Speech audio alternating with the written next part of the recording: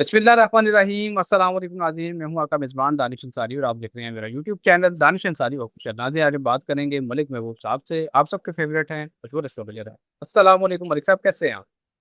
वालेकुम अस्सलाम। अल्लाह का शुक्र है। आप बताएं दानिश भाई, आपके क्या हाल चाल है?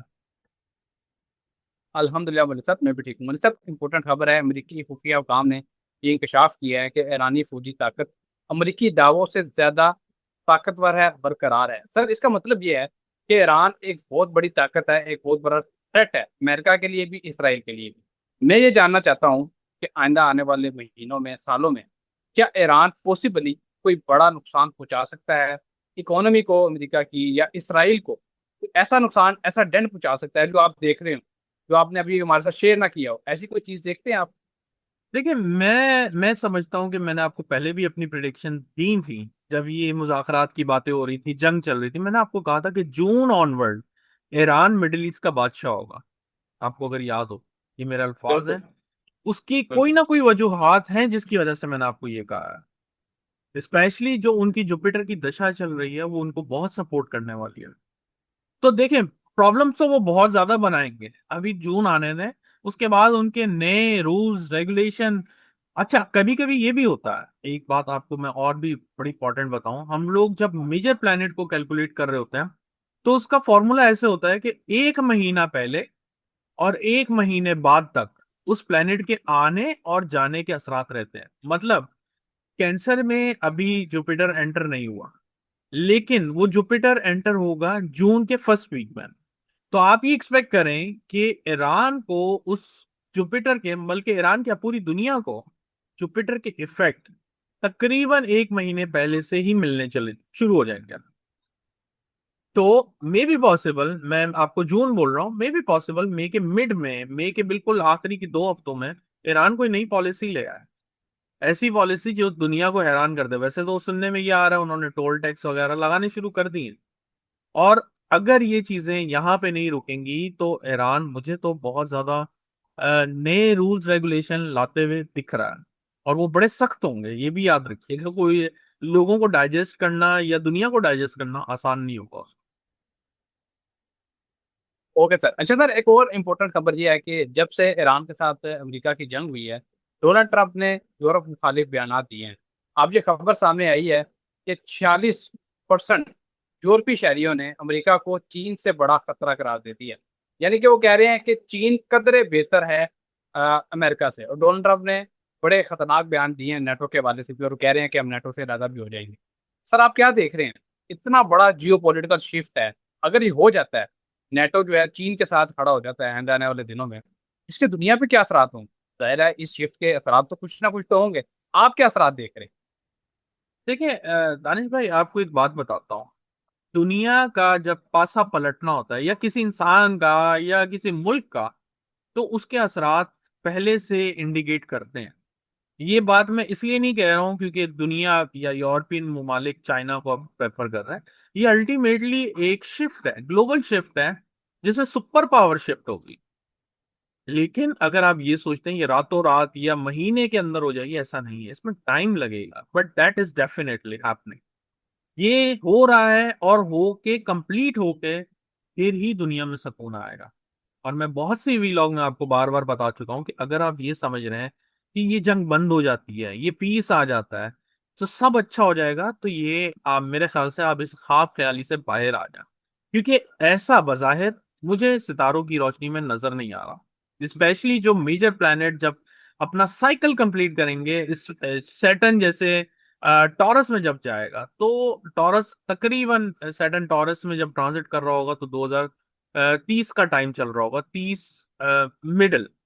यहाँ पे जो है, एक्चुअल में दुनिया के जो मामलात हैं, वो आपको बहुत, जिस तरह आप अभी पूछ रहे हैं कि क्या होने वाला है, तब हम ये बात कर सकेंगे हाँ जी ये अब होने वाला।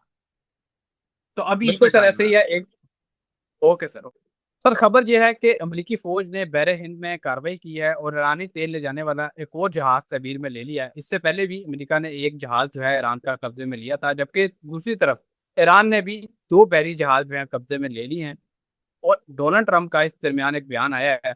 उन्होंने कहा है कि आपने हुर्मस में बारूदी सुरंगें बिछाने वाली ईरान की हर कश्ती को तबाह कर दिया है। सर, पानी में जंग तो शुरू हो चुकी है।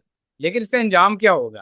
क्या ये पानी की जंग किसी बड़ी समुद्री जंग में तब्दील होने वाली है? सितारे क्या बताते हैं इस हवाले से, बताइए। देखिए, मुझे ऐसा लगता है कि आने वाले टाइम में पानी के जंग का मतलब ये भी पॉसिबल है, क्योंकि ये हमारा प्रोबेबिलिटीज का इल्म है। मैं बहुत दफा बता चुका हूँ। ये ऐसे नहीं ए से बी, बी से सी, सी से डी, ऐसा नहीं होता। कभी कभी हमें खुद जो है ए से सी जाना पड़ता है, फिर हम कहते हैं नहीं, हमसे मिस्टेक हुई है, it's A B C. Example के तौर पे समझाने के लिए बता रहा हूँ। तो जिस तरह मैं आपको पिछले साल से पानी के अंदर शिद्दत, पानी के अंदर किसी तरह का मसला, अब वो मसला तो पानी में हो गया है, लेकिन उसके जो इफेक्ट आ रहे हैं वो एनर्जी पे मतलब एनर्जी सेक्टर पर आ रहा है, which is crude oil, natural gas, ये जो भी है। तो एनर्जी सेक्टर में क्राइसिस बहुत ज्यादा बढ़ेंगे। मतलब बढ़ेंगे कैसे, क्राइसिस कैसे बढ़े जाते हैं कि उसकी शॉर्टेज हो जाएगी तो वो क्राइसिस में तब्दील हो जाएगी। तो वो तो नजर ही आ रहा है। लेकिन आने वाले दिनों में जंग बंदी हो जाए, मुज़ाकरात हो जाए। अब ये जो ऑयल के प्राइसेस जिस रास्ते पे चल पड़े ना, इधर यू टर्न मुझे नजर नहीं आता। टेम्परेरी बेसिस पे अगर ये नीचे आ जाए तो वो आएंगे सिर्फ टेम्परेरी बेसिस पे। जिस तरह एक टाइम पे गोल्ड था 1800, 2000, अब कोई सोच ही नहीं सकता कि वाकई 2000 तक आएगा। बाय द वे, गोल्ड से मुझे याद आया कि इन केस आने वाले टाइम में कभी भी गोल्ड 3800 या $3500 पर आउंस पे आता है, तो ये आपके लिए बहुत अच्छा पॉइंट होगा बाय करने के लिए। ईरान ने थ्रेट किया है डोनाल्ड ट्रंप को, अमेरिका को। उन्होंने कहा है कि हम जो सबमरीन केबल्स हैं उनको हम डैमेज कर सकते हैं, जिससे सारी दुनिया में इंटरनेट का जो निज़ाम है धर्म बरम हो सकता है। उसके क्या कॉन्सिक्वेंसेज हो सकते हैं? दुनिया की इकोनॉमी को क्या नुकसान हो सकता है? इसी वाले सर से जानेंगे और वीडियो का बाकायदा आगाज करते हैं। सर, सबसे पहले यही बताइएगा, इंटरनेट शटडाउन कब से हो सकता है, कौन से दिन इंपॉर्टेंट है और इससे क्या दुनिया को नुकसान हो सकता है? अच्छा, ये बात मुझे याद नहीं है एग्जैक्टली मैंने 2025 में किस महीने में की थी, शायद अक्टूबर नवंबर ऐसे ही कुछ था, जब मैंने आपको कहा था मिडिल ऑफ द 2026 कोई ऐसे हालात बन सकते हैं जिसकी वजह से इंटरनेट डिसकनेक्शन की तरफ चला जाए। या जिस तरह हम आराम से एक दूसरे से कम्युनिकेट हो रहे हैं इस वक्त जूम के ऊपर, वीलॉग बना रहे हैं, ये पॉसिबिलिटीज में बहुत बड़े जो है फ्लॉज आ जाएंगे। तो अभी भी मैं इसी बात पे कायम हूँ कि जून से लेके जुलाई अगस्त तक ऐसे हालात हो सकते हैं, खुदा ना खास्ता, जिसकी वजह से दुनिया डिसकनेक्शन मोड में आ जाए। और उसी टाइम पे दुनिया में कोई नई टेक्नोलॉजी इंट्रोड्यूस कराई जाए इंटरनेट को लेकर। तो ये बात मैं पहले भी बता चुका हूँ। बिल्कुल सर, आपने नवंबर के महीने में ये प्रेडिक्शन की थी। वो क्लिप का लिंक भी मैं वीडियो के कमेंट में पिन कर दूंगा। जो लोग देखना चाहते हैं वहां से तस्दीक कर सकते हैं। इसके अलावा सर मुझे ये बताइएगा कि क्या इकोनॉमी को भी, वर्ल्ड इकोनॉमी को भी कोई डेंट पड़ सकता है? क्योंकि जाहिर है इंटरनेट का शटडाउन जो है वो ऑब्वियसली नुकसान पहुंचाता है। आप इस तरह का खुदा ना खास्ता कोई नुकसान देख रहे हैं, ताकि लोग मेंटली तौर पे प्रिपेयर रहें? ज़रा प्रोडिक्शन का मकसद तो यही होता है। देखिए, इसकी वजह से अब वही वही बात है कि हर चीज का पॉजिटिव साइड भी होता है, नेगेटिव साइड भी होता है। आप अगर ये बोले सिर्फ पॉजिटिव पॉजिटिव पॉजिटिव, मैंने आपको बता दिया है कि इंटरनेट अगर बंद होता है या कोई भी डिस्कनेक्शन आता है तो दुनिया में नई टेक्नोलॉजी आएगी, लेकिन उसके नेगेटिव असरात जो है इस वक्त दुनिया में बहुत ज्यादा है। क्योंकि ये जो यूरोपियन कंट्रीज, अमेरिकन, ये जितने भी हैं, ये टोटली इंटरनेट पे चल रहा है। आई नो कि ये जो अभी इंटरनेट की बातें हो रही हैं, आई थिंक ये मिडिल ईस्ट और एशिया कंट्रीज की हो रही होंगी। लेकिन एक तरह से हर चीज डिस्कनेक्ट होती हुई नजर आती है। अगर खुदा ना खास्ता ऐसा हुआ तो फाइनेंशियल क्राइसिस, स्टॉक मार्केट है, ये सब चीजें क्रैश कर जाएंगी। क्योंकि ये सब चीजें ये टेक्नोलॉजी पे चल रही है। बल्कि इनफैक्ट अगर मैं आपको एक बात कहूं कि मेरे पास एक केस आया था, थोड़ा सा मैं आपके साथ शेयर करना चाहता हूँ। उनका राहु बहुत खराब था, तो मैंने उनसे पूछा आप क्या हर वक्त मोबाइल पे होती हैं? उन्होंने कहा हाँ जी मैं होती हूँ। मैंने कहा आप एक काम करें, आप जो है ना 5 दिन के लिए मोबाइल को साइड पे रख दें और अपने ऊपर ध्यान दें। मैंने कहा बहुत मुश्किल है, लेकिन अगर आपने कर लिया आप लाइफ में बहुत अच्छा कम बैक करेंगे। तो यही मैं आपको बता रहा हूँ कि अगर खुदा ना खास्ता ऐसा इंटरनेट का कोई फ्लॉ हुआ, तो जिस तरह उन्होंने 5 दिन के लिए छोड़ दिया था, उसके बाद मुझे नहीं पता उनकी अभी क्या अपडेट है, बट उनकी लाइफ में उसके बाद 1 डेढ़ महीने बाद उन्होंने मुझे बताया कि मैं बहुत बेहतर फील कर रही हूँ। ये एक रेमेडी भी है। अगर आपका राहु खराब है, फॉर एग्जाम्पल, अगर आपका राहु खराब है तो रात को सोने से 1 घंटा पहले और सुबह उठ के 20 मिनट बाद फिर मोबाइल को टच करें, तो ये बहुत अच्छा आपको असर दिखाएगा। बिल्कुल सर, आपने रेमेडीज भी बता दी है। एक और इम्पोर्टेंट खबर है, वो आपके साथ शेयर कर देता हूँ। गवर्नर कैलिफोर्निया ने ईरान जंग को बेमकसद करार देकर फौरी खत्म करने का मुतालबा किया है। दूसरी जानब डेमोक्रेटिक सेनेट हैं चक शोमर, उन्होंने भी ईरान जंग को फौरी खत्म करने का मुतालबा किया। सर, कैलिफोर्निया से आवाज़ उठना शुरू हो गई है। हमारे कई ऐसे दोस्त एस्ट्रोलॉजर हैं जो कई सालों से ये प्रोडिक्शन कर रहे हैं, उनका मैं नाम नहीं लूंगा, लेकिन उनकी प्रोडिक्शन दायरा वो मौजूद है। वो मैं आपसे भी तस्दीक करवाना चाहूंगा। वो ये कह रहे हैं कि सर, अनकरीब अमेरिका की जो यूनाइटेड स्टेट्स हैं, मुमकिन है कि कोई स्टेट अलहदा हो जाए उससे। सर, अब अमेरिका के अंदर से भी आवाज़ें उठ रही हैं, इख्तलाफात पैदा हो रहे हैं। इन फ्यूचर की ऐसी कोई चीज़ हो सकती है कि अमेरिका का जो इत्तेहाद है वो खतरे में पड़ जाए? ऐसी कुछ जी दिखाई देती है? जी डेफिनेटली होगी, लेकिन अभी नहीं, उसमें टाइम मुझे लगता है। फौरन फौरन नहीं होगी, लेकिन जिस तरह आप बता रहे हैं, ये एहतजाज तो अभी शुरू हो गया। 20 अप्रैल से डोनाल्ड ट्रंप के जायचे में बहुत गंदे कॉम्बिनेशन लगे हैं। यूं कहा जाए, ये जो सैटर्न मार्स की एकदम से कंजंक्शन हुआ था, तो वो जिस पॉइंट पे हुए हैं डोनाल्ड ट्रंप के जायचे में, वो उनके लिए बहुत खतरनाक है। उनकी शौहरत में कमी, इम्पीचमेंट, ये सब कुछ नजर आता है। तो मैं इसलिए बहुत पहले से आपको बोलता आ रहा हूँ कि मुझे इनका अपना टेन्योर पूरा करते हुए नजर नहीं आता कि ये पूरा कर पाएंगे। सोहेल अफरीदी साहब का बयान काफी दिनों बाद सामने आया है खान साहब के हवाले से। उन्होंने कहा है कि इमरान खान और उनकी अहलिया की दाईं आंख का मसला सोची समझी साजिश है। सर, ये कंसर्न तो पहले से पीटीआई के लोगों का भी था, जो पीटीआई के सपोर्टर्स हैं उनका भी था। सोहेल अफरीदी साहब ने बाकायदा ये बयान, ऑफिशियली ये बयान दे के इस बात पे मोहर लगा दी है, तस्दीक कर दी है कि ये कंसर्न सही है। सर, आप क्या देख रहे हैं? क्या वाकई खान साहब और उनकी अहलिया की जो सेहत को नुकसान पहुंचाया जा रहा है, ये हुकूमत की तरफ से कोशिश हो रही है? और क्या इसके कॉन्सिक्वेंसेज हो सकते हैं? क्या आवाम तो नहीं मुश्तिल हो जाएगी सोहेल अफरीदी साहब के इस बयान को सुन के?